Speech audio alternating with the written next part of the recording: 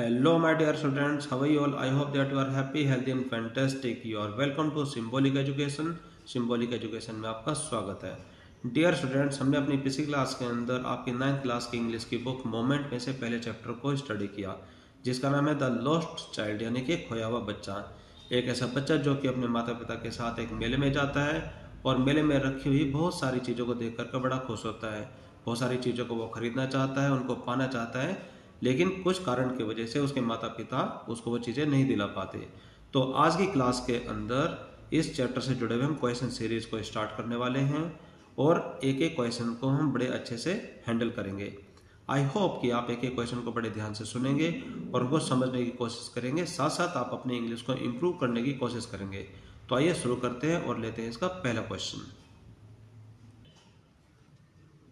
तो इस चैप्टर के पहले क्वेश्चन में जो कि थिंक अबाउट इट के अंदर आपके सामने लिखे हुए हैं, ये 5 क्वेश्चन हैं और पहले क्वेश्चन में आपसे पूछा गया है कि व्हाट आर द थिंग्स, वे कौन कौन सी वस्तु होती हैं, the child sees on his way to the fair, कि मेले में जाते हुए रास्ते में वह कौन कौन सी चीज़ें जो कि बच्चा देखता है. और आगे इसमें पूछा गया कि why does he lag behind, और वो पीछे क्यों रह जाता है. तो इसका आंसर में आप लिखेंगे.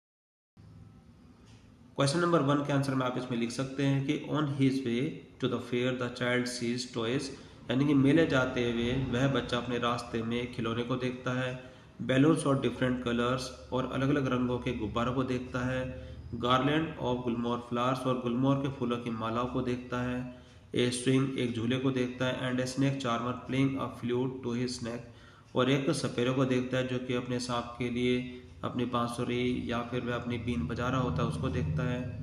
ही gets attracted towards all this thing, और वह इन सारी वस्तुओं के प्रति, सारी चीज़ों के प्रति बड़ा आकर्षित महसूस करता है, बड़ा आकर्षण आ जाता है उसके अंदर. सो ही लैग्स बिहाइंड, इसी वजह से वो पीछे रह जाता है. Question number second. Question number second में आपसे पूछा गया कि in the fair he wants many thing, कि मेले में उसे बहुत सारी चीज़ें चाहिए होती है, वह बहुत सारी चीज़ें चाहता है. व्हाट आर दे, वे चीज़ें कौन कौन सी होती हैं. Why does he move on without waiting for an answer, और वह आगे क्यों बढ़ जाता है किसी आंसर का इंतज़ार किए बिना. तो इसके आंसर में आप लिखेंगे.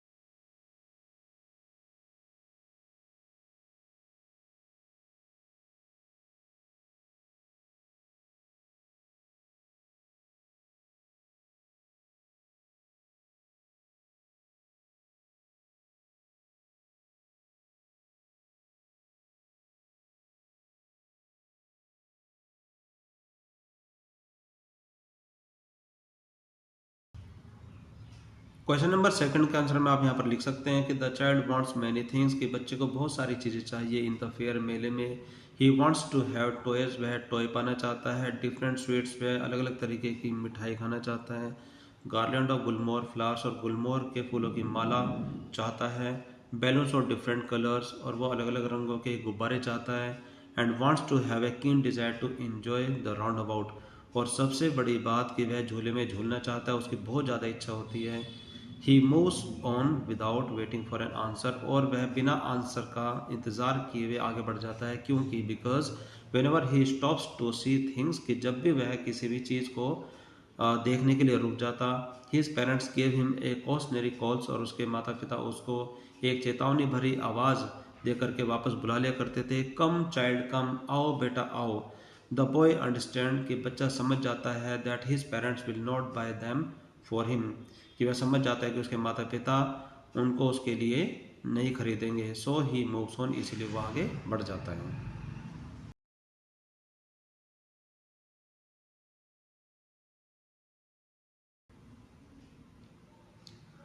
आगे है क्वेश्चन नंबर थर्ड। इसके अंदर आपसे पूछा है कि when does he realise that he has lost his way, कि उसको कब महसूस होता है कि वो अपना रास्ता खो चुका है, यानी कि वो खुद खो चुका है।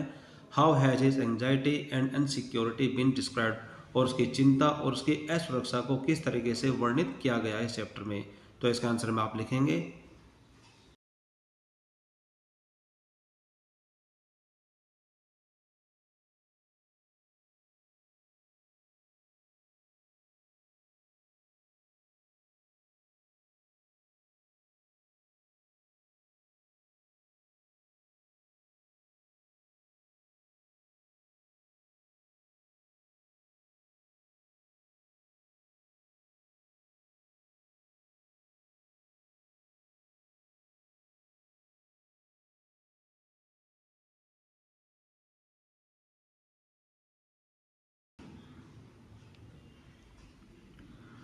क्वेश्चन नंबर थर्ड के आंसर में आप इसमें लिखेंगे कि इन द फेयर, मेले में the child sees a roundabout, की जो बच्चा है वो मेले में राउंड अबाउट देखता है, वो एक बहुत बड़ा झूला देखता है। And gets attracted to it, और इसको देख करके वो बहुत ही आकर्षित हो जाता है। He wants to have a ride on it, और वह इस पर एक सवारी करना चाहता है। He ask his parents for permission to enjoy it, और वह अपने माता पिता से परमिशन चाहता है, वह आज्ञा चाहता है कि वो इस पर इंजॉय कर सके, वो इसका आनंद ले सके। आगे आप इसमें लिख सकते हैं कि having no answer in response on the part of his parents, कि अपने माता पिता की तरफ से कोई भी जवाब या फिर कोई भी प्रतिक्रिया ना पा करके ही रियलाइजेज, वह महसूस करता है, वह समझ जाता है that he has lost his way, कि वह अपना रास्ता खो चुका है। ही स्टार्ट्स क्राइंग, वह रोना शुरू कर देता है। एट वंस, तुरंत ही वह रोना शुरू कर देता है। And runs here and there, वह यहाँ वहाँ दौड़ता है। In search of his parents, अपने माता पिता की तलाश में। क्वेश्चन नंबर फोर में आपसे पूछा गया है कि why does the lost child lost interest in the thing that he had wanted earlier, कि जब वो बच्चा खो जाता है तो खोया हुआ बच्चा अपने सारे इंटरेस्ट उन सारी चीज़ों में से क्यों खो देता है, उसकी सारी रुचि खत्म क्यों हो जाती है उन सारी चीज़ों में से जिनको वो पहले पाना चाहता था। तो इसका आंसर में आप इसमें लिखेंगे।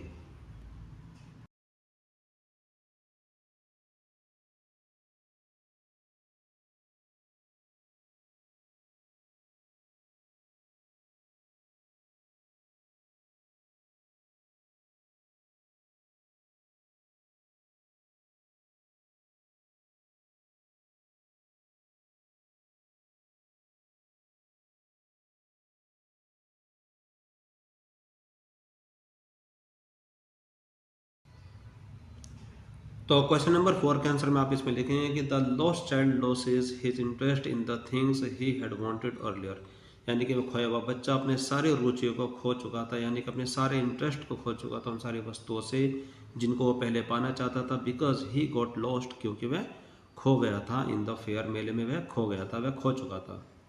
ही इज पैनिक स्ट्राइकन, वह डर के मारे घबरा रहा था। फॉर बीइंग लॉस्ट, कि वो खो गया है। Now he first wants only his parents, अब उसको सिर्फ अपने माता पिता ही चाहिए। ही इज अफ्रेड, वह बहुत ही डरा हुआ है। एंड फील्स अनसेफ, और वो खुद को असुरक्षित महसूस करता है।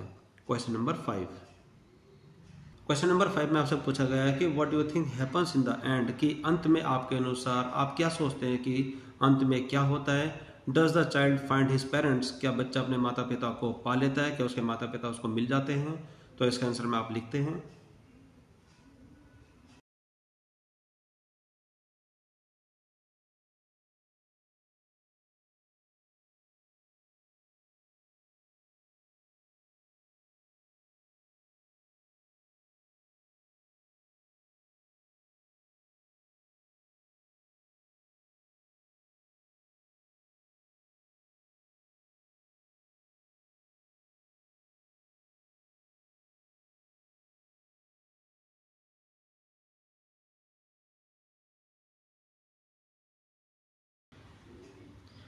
क्वेश्चन नंबर फाइव के आंसर में आप इसमें लिख सकते हैं कि yes I feel that the child find his parents at last, कि हाँ मुझे महसूस होता है, मुझे लगता है कि बच्चे को अंत में उसके माता पिता मिल जाते हैं। The kind hearted person must have tried, एक उस दयालु व्यक्ति ने अपनी पूरी कोशिश की होगी टू फाइंड हिज पेरेंट्स, उसके माता पिता को ढूंढने की। ऑन द अदर हैंड, और दूसरी तरफ, the parents of the child also must have left no stone unturn, और दूसरी तरफ उसके बच्चे के जो माता पिता होते हैं उन्होंने भी पूरी कोशिश की होगी, एक एक जगह को छान मारा होगा, हर एक जगह अपने बच्चे को ढूंढा होगा। टू फाइंड देयर चाइल्ड, अपने बच्चे को ढूंढने के लिए उन्होंने भी पूरी कोशिश की होगी। तो मुझे लगता है कि अंत में उसको उसके माता पिता मिल जाते हैं। सो माय डियर स्टूडेंट्स, आज की क्लास में आपने देखा कि आपकी 9th क्लास की इंग्लिश की बुक मोमेंट का जो पहला चैप्टर है जिसका नाम है द लॉस्ट चाइल्ड, उसके क्वेश्चन आंसर्स को आप कैसे हैंडल करेंगे। आई होप दैट आपने सभी क्वेश्चंस को बड़े ध्यान से सुना होगा और उनको समझने की कोशिश की होगी। तो आज की क्लास में सिर्फ इतना ही। This is all for now for today's class. अब हम मिलेंगे हमारी अगली क्लास में with a new chapter with a new topic. Till then take care, bye bye, have a nice day.